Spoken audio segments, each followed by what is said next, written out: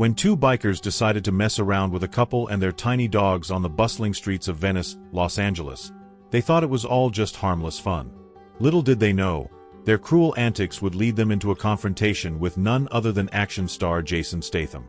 And let's just say, they were about to regret their actions in a way they'd never forget. The late afternoon sun cast long shadows on the quiet streets as Jason Statham stepped out of his house, his signature gray hoodie pulled over his head. He'd mastered the art of keeping a low profile, but his rugged charm was unmistakable. Close behind him was his wife, Rosie Huntington Whiteley, her blonde hair gleaming in the sunlight. In her hands were the leashes of their two beloved miniature dachshunds, Dolly and Peggy. The tiny dogs trotted happily on the pavement, their short legs moving rhythmically, nails clicking against the concrete. As the couple strolled through the neighborhood, the peaceful atmosphere was abruptly disrupted by the roar of motorcycles. Two bikers sped down the street, their engines growling like wild animals. They were loud, brash, and clearly looking for trouble. Jason's sharp eyes followed them, but he kept walking, not wanting to draw attention to himself or his family. The bikers circled back and slowed down as they spotted the couple and their dogs. One of them, a burly man with a scruffy beard, let out a mocking laugh. "Hey, nice purse dogs," he jeered, his voice dripping with disdain. Rosie tightened her grip on the leashes, her protective instincts kicking in. Jason's jaw tightened, but he remained calm, his years of discipline holding him back from reacting. For now. The bikers weren't done. They pulled over and dismounted, swaggering toward the couple. The second biker, a wiry man with tattoos snaking up his arms, leaned down and snapped his fingers at the dogs. "Hey, mutts. Wanna play?" he sneered. Before anyone could react, the wiry biker lifted his boot and gave a cruel kick toward Dolly. The little dog yelped and scrambled back, her tiny body trembling. Peggy barked furiously, her tiny frame vibrating with fear and anger. Rosie gasped, pulling the leashes back, while Jason's face darkened. He stepped forward, his movements slow and deliberate, like a predator sizing up its prey. "That was a mistake," Jason said, his voice low and menacing. The bikers laughed, oblivious to the storm they had just unleashed. "What are you gonna do about it, tough guy?" the scruffy biker taunted, puffing out his chest. Jason didn't answer. Instead, he adjusted his hoodie, revealing his chiseled features. Recognition dawned on the bikers' faces, but it was too late. Jason moved with lightning speed, his fists a blur as he incapacitated the wiry biker with a single, well-placed punch. The man crumpled to the ground, groaning. The scruffy biker hesitated, his bravado faltering. "Hey man, we didn't mean anything by it. It was just a joke," he stammered, backing away. Jason didn't let up. "You think hurting innocent animals is a joke?" he demanded, his voice a growl. He advanced on the man, who tripped over his own feet in his haste to escape. Jason grabbed him by the collar and brought his face close. "Apologize. Now. I'm sorry." "I'm sorry," the man blurted out, his voice trembling. Jason released him with a shove, and the biker stumbled back to his fallen friend. "Get out of here," Jason said, his tone cold and unforgiving. The bikers didn't need to be told twice. They scrambled onto their motorcycles and sped away, their bravado replaced with sheer terror. Rosie knelt down to comfort Dolly and Peggy, her hands gentle as she checked them for injuries. "Are you okay, sweetheart?" she murmured, her voice soothing. Dolly wagged her tail weakly, the fear slowly fading from her eyes. Jason crouched beside his wife, his expression softening as he petted the dogs. "They're okay," he said, relief evident in his tone. He looked up at Rosie, his eyes filled with a quiet determination. "No one messes with our family." The couple continued their walk, the tranquility of the neighborhood slowly returning. But the incident had left its mark. Word of Jason Statham's confrontation with the bikers spread quickly, turning the quiet streets of Venice into the latest setting for one of his real-life action scenes. For Jason, it wasn't about being a hero. It was about doing what was right. And for those bikers? They'd think twice before crossing paths with anyone, or anything, precious to him again. The sun dipped below the horizon, casting a warm orange glow over Venice, Los Angeles. The streets were quieter now, but a faint buzz lingered in the air. Word of Jason Statham's confrontation with the bikers had spread like wildfire. Social media posts, hushed conversations in coffee shops, and whispers among the locals turned the event into an urban legend before the night was even over. But the story was far from over for Jason. Later that evening, Jason and Rosie sat on their cozy couch at home. Dolly and Peggy were curled up on Jason's lap, their small bodies finally relaxed after the earlier chaos.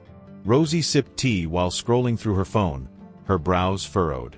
"Jason," she said, her voice tinged with concern. "Have you seen this?" Jason looked up. "What's going on?" Rosie handed him her phone. On the screen was a viral video someone had secretly recorded of the incident with the bikers. The clip captured Jason's swift takedown of the wiry biker and his commanding presence as he forced the other man to apologize. The video was accompanied by a flurry of hashtags like #JasonTheProtector and #Don'tMessWithStatham. Jason let out a sigh. "I knew someone would post about it," he said, rubbing his temple. Rosie placed a hand on his shoulder. "Most of the comments are supportive, though. People are praising you for standing up for the dogs." Jason shook his head. "It's not about the praise. I didn't do it for attention. I just wanted to make sure they never hurt anyone, or anything, again."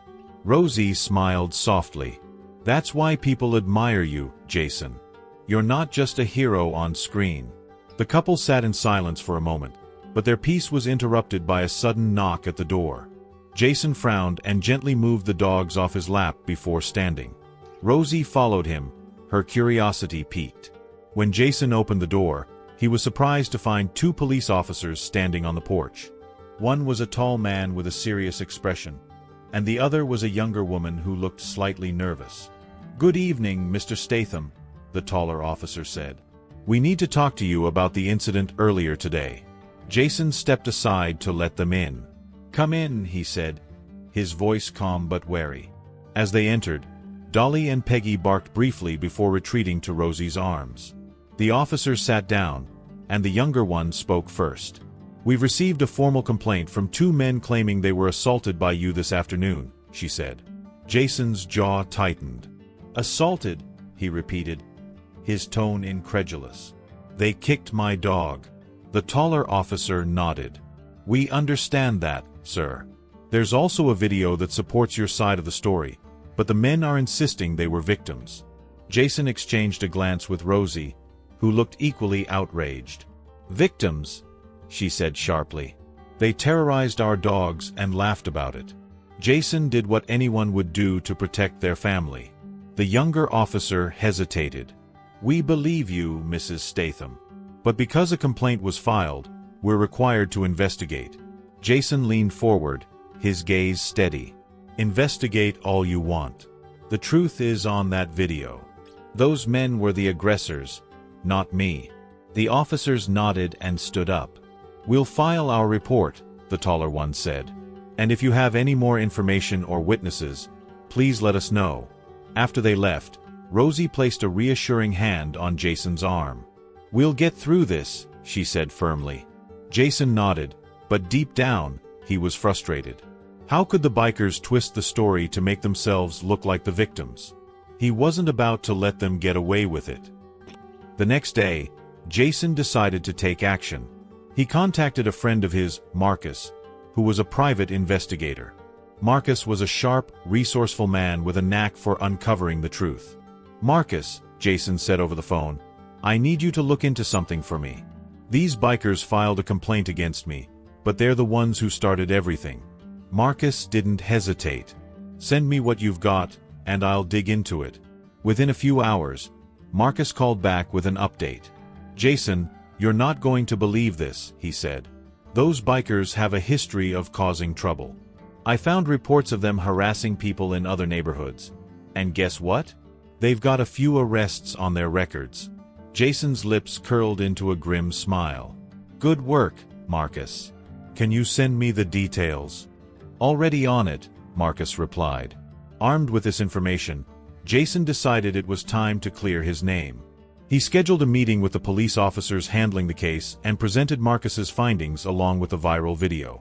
The officers were impressed by the thoroughness of Jason's evidence. "This changes everything," the taller officer said. "We'll make sure this is included in our report." Meanwhile, the bikers were starting to feel the heat. The viral video had not only exposed their cruel behavior but also led to backlash from the public. Their social media accounts were flooded with angry comments, and they found themselves ostracized by their own community. One of the bikers, the wiry man Jason had punched, sat in a dingy bar nursing a beer. "This is all his fault," he muttered to his friend. "That Statham guy ruined us." The scruffy biker nodded. "Yeah, but what can we do? He's Jason Statham. Nobody's gonna take our side." The wiry man slammed his beer down on the table. "We'll find a way to get back at him." Their plan, however, was destined to fail. Jason had already taken steps to ensure his family's safety. He installed new security cameras around his home and even hired a security team to keep an eye on Rosie and the dogs when he wasn't around. But Jason wasn't just focused on protecting his family. He wanted to make sure the bikers learned a lesson they wouldn't forget. With the help of Marcus, he found out where they hung out and decided to confront them one last time. Jason walked into the bar, his presence commanding attention. The bikers froze when they saw him, their bravado evaporating. Jason didn't raise his voice or throw a punch. Instead, he spoke with a calm authority that left no room for argument. "I know what you've been up to," he said, his gaze piercing. "You've made a habit of hurting people and animals. That ends now. If I hear about you causing trouble again, we'll have another conversation. And trust me, you don't want that." The bikers nodded, too intimidated to argue. Jason turned and walked out, leaving them to stew in their guilt and fear. Back home, Jason found Rosie in the garden with Dolly and Peggy. The dogs ran to him, tails wagging, and he scooped them up with a smile. "It's over," he told Rosie. "They won't bother us, or anyone else, again." Rosie wrapped her arms around him. "I never doubted you for a second." As the sun set over Venice, the Statham family enjoyed a quiet evening together. For Jason, it wasn't about being a hero or seeking justice. It was about doing what was right, for his family, for his dogs, and for anyone who couldn't stand up for themselves. The bikers had learned their lesson, and Jason had once again proven that true strength lies in protecting those you love.